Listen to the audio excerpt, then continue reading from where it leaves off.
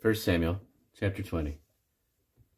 And David fled from Naioth to Ramah, and came and said before Jonathan, What have I done? What is mine iniquity? And what is my sin before thy father, that he seeketh my life? And he said unto him, God forbid, thou shalt not die.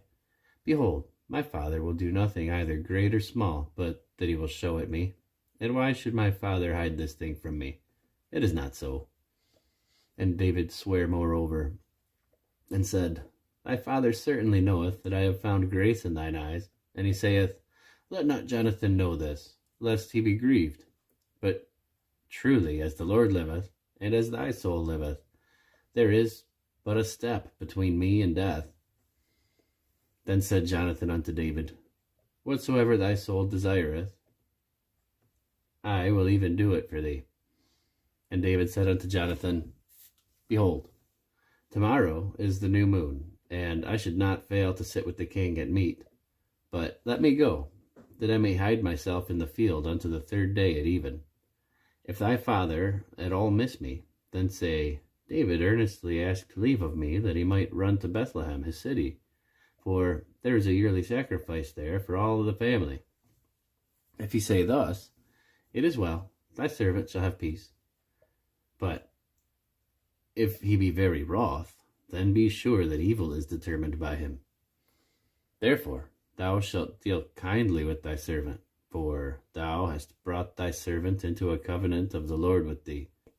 Notwithstanding, if there be in me iniquity, slay me thyself, for why shouldest thou bring me to thy father?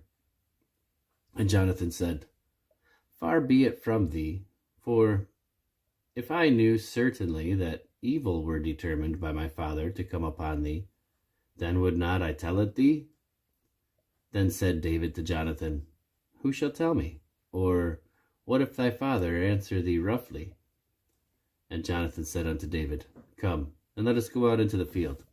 And they went out, both of them, into the field. And Jonathan said unto David, O Lord God of Israel, when I have sounded my father about tomorrow, any time, or the third day, and behold, if there be good toward David, and I then send not unto thee, and show it thee, the Lord do so much and more to Jonathan. But if it please my father to do thee evil, then I will show it thee, and send thee away, that thou mayest go in peace. And the Lord be with thee, as he hath been with my father. And thou shalt not only while yet I live show me the kindness of the Lord, that I die not, but also thou shalt not cut off thy kindness from my house forever. No, not when the Lord hath cut off all the enemies of David, every one of them from the face of the earth.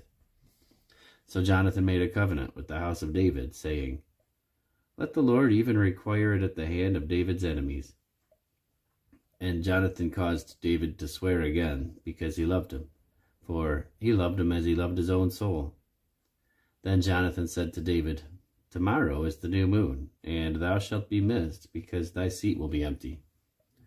And when thou hast stayed 3 days, then thou shalt go down quickly, and come to the place where thou didst hide thyself when the business was in hand, and shalt remain by the stone Ezel.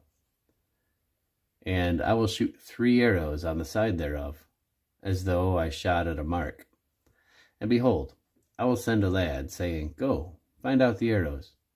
If I expressly say unto the lad, Behold, the arrows are on this side of thee, take them, then come thou. For there is peace to thee, and no hurt, as the Lord liveth. But if I say thus unto the young man, Behold, the arrows are beyond thee, go thy way, for the Lord hath sent thee away.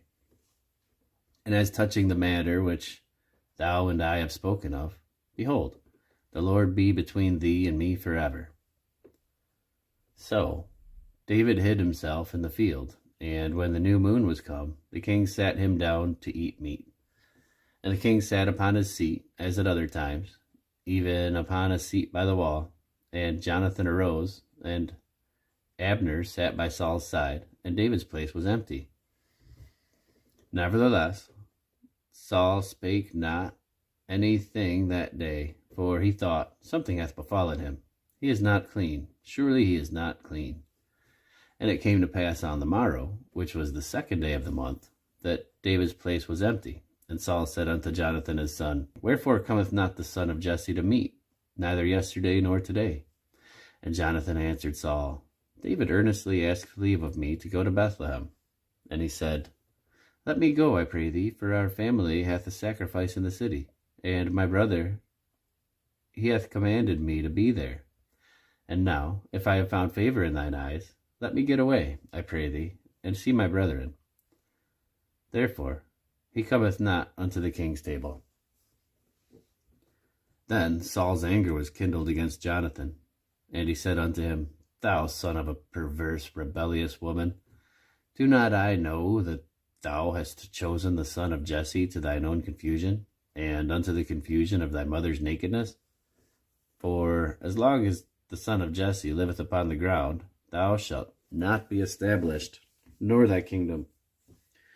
Wherefore now send and fetch him unto me, for he shall surely die. And Jonathan answered Saul his father, and said unto him, Wherefore shall he be slain? What hath he done? And Saul cast a javelin at him to smite him, whereby Jonathan knew that it was determined of his father to slay David.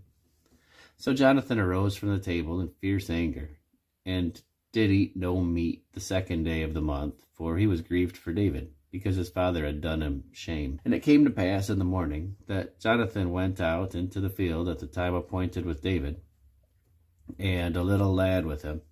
And he said unto his lad, Run, find out now the arrows which I shoot. And as the lad ran, he shot an arrow beyond him. And when the lad was come to the place of the arrow which Jonathan had shot, Jonathan cried after the lad, and said, Is not the arrow beyond thee? And Jonathan cried after the lad, Make speed. Haste, stay not. And Jonathan's lad gathered up the arrows, and came to his master. But the lad knew not anything, only Jonathan and David knew the matter. And Jonathan gave his artillery unto his lad, and said unto him, Go, carry them to the city. And as soon as the lad was gone, David arose out of a place toward the south, and fell on his face to the ground, and bowed himself 3 times. And they kissed each other, and wept one with another, until David exceeded.